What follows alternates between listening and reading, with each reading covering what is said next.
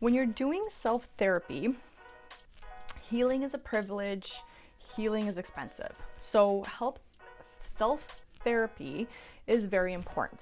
The other reason it's also important is, and I don't know how therapists are going to take it when I say this, but basically, if you start doing self-therapy and your own kind of self-exploration, self-journaling, all that stuff, you're actually more prepared to work with a therapist and work with the therapist faster than if you didn't do the self stuff. Whenever you start therapy, you're always going to start with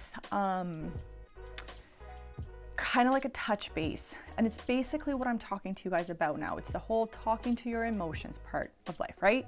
So when you start thinking about, okay, I need to go to therapy, I can't afford it, get a journal and start talking about your emotions. Start talking to your emotions and start writing them down.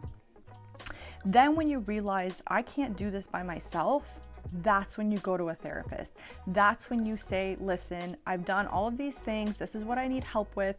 Just the fact that you know what you need help with right away allows you to also see which therapist or which part of therapy you need help with. And I highly suggest, if you are going just the spiritual route, please be mindful that they work together. Both therapy, mental health, emotional health, physical health, and spirituality are all connected. Those are the 4 foundations of being a human. I also feel like when you've already talked to your emotions, you've already acknowledged them, you're already more comfortable talking about your emotions, about your problems. So you can go into a therapist office, open your notes and say, okay, this is what I've discovered about myself. And these are the areas that I'm okay dealing with. These are the areas that I need help. I am getting triggered here. I don't know what's going on with this. I think I know what's going on with this, and so on and so forth. In that sense, your therapist is able to have a little bit more understanding faster than they would have the other way. The other thing too is, instead of kind of sitting in those sessions where you're trying to get comfortable talking about your feelings, you're already comfortable talking about your feelings. So your therapist doesn't have to be like, okay, and then like they don't have to treat you gently. You already know how to deal with the emotions. You already know how to talk about your feelings. You're kind of already there. So that's a huge step up. Keep in mind too that when you're in therapy, you are going to have some of your own homework to do. And this is where that self-therapy comes in. So they all work together.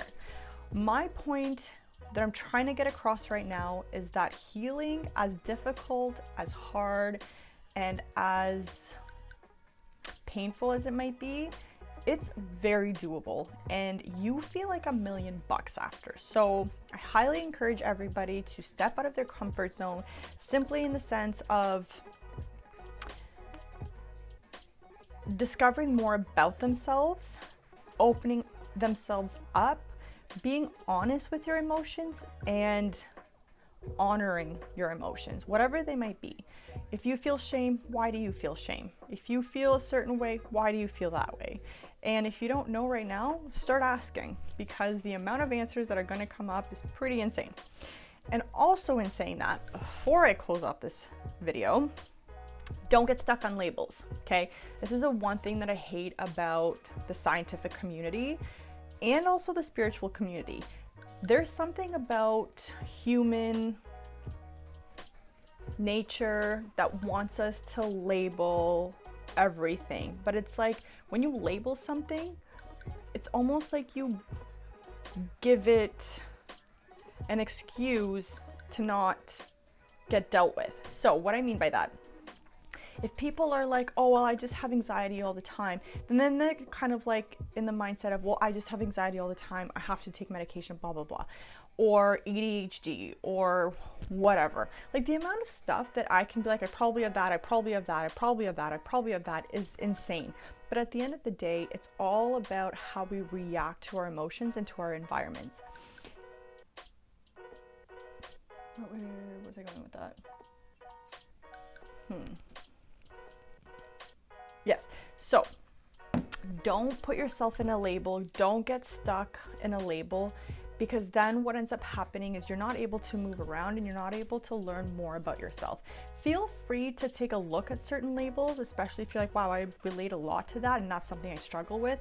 Like for me, the next thing I want to look into is ADHD, simply because I know I'm not using my energy well. And I feel like I get very distracted all the time. And I feel like my mind's just kind of, it goes from like foggy to concentrate really well, but it's just very uncontrollable right now.